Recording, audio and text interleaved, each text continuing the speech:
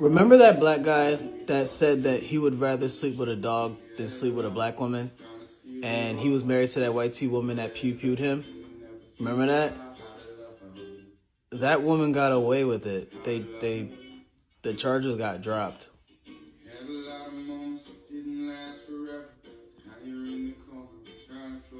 Anyway, what y'all have for dinner? Y'all remember that black boy that hated black women that was dating the white woman and got unalived? Then y'all got mad at us and his family, or at least his brother got online and was getting mad at black women for not going out of their way to defend him or seek justice for him after his master unalived him.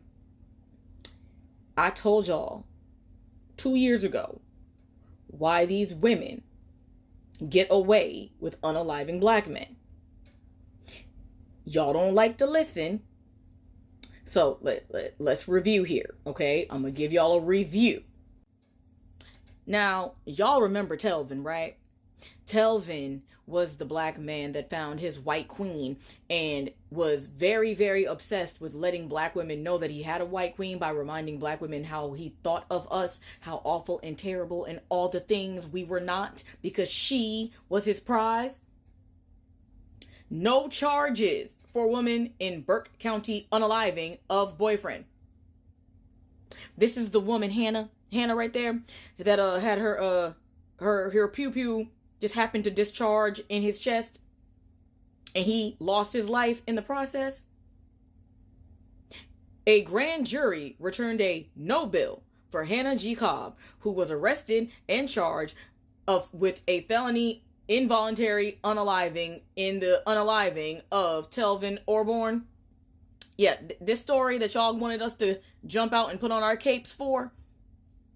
Here's your review about why this woman will rarely, if ever, face any consequences for harming or unaliving these types of men.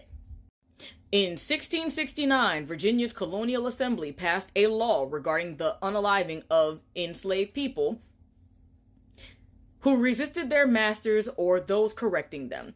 If an enslaved person was unalived during correction or resistance, the unaliving was not considered a felony. Not considered a felony. And the master or the person or those correcting the enslaved person were exempt from prosecution. Now, what did we learn? He, she's, theys, and thems. White women are agents of white supremacy. The Casual Killing Act of 1669 reinforces that. Because remember, it said their masters or any others who were there trying to correct the enslaved people. Now, this act was passed because children of black women, black little boys and girls were out here getting unalived at an alarming rate, even to white men. These white women who had to see the product of their husband's love affair with the enslaved, because I can't say the R word, so, were so triggered, right, that they were just unaliving so many black babies left and right that the white men couldn't even really justify it. So they had to make up this pseudo BS law to make it seem like white women were justified to unalive these black people simply because they never needed a reason. They just were white and needed an excuse to get away with it. And white men provided that for white women. See, that's why when black love conversations come up, the power couple dynamic can only go so far because black men have never created a foothold in this country strong enough and for long enough to do the same for black women. I don't even think you ninjas would do anything like that for us at this point anyway, because y'all have all this internalized hate that you need to take out on us, but I digress. This is not that video. White women were allowed to unalive black children. You ninjas are our children. It's not hard. No charges for the woman that shot Telvin Osborne. A grand jury has declined to press charges against Hannah Grace Cobb, and the district attorney says that the case is now closed.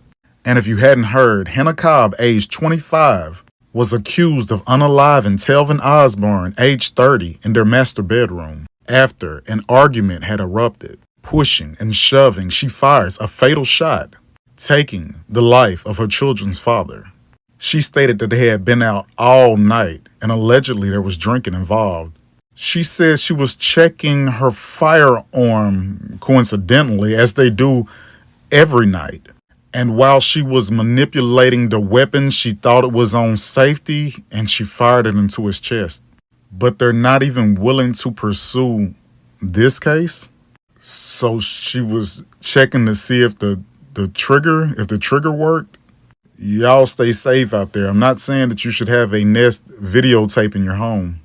A grand jury has decided to drop all the charges against Hannah Cobb. They are claiming she acted in self-defense after fatally pow-powing her boyfriend after a night at the club. Those of you guys who are unaware, Hannah Cobb and her boyfriend Telvin Osborne had come home from the club one night. She claimed she was cleaning her GUN and fatally pow-powed him by mistake, but after police conducted an investigation, they discovered that was the furthest thing from the truth. After getting multiple witness statements, obtaining ring cam footage, they determined that Hannah and Telvin actually got into it that night, and he charged at her with a KNIFE before she fatally pow-powed him. Osborne showed back up to the house. Hannah Cobb stated that Mr. Osborne pulled a knife on her and threatened her.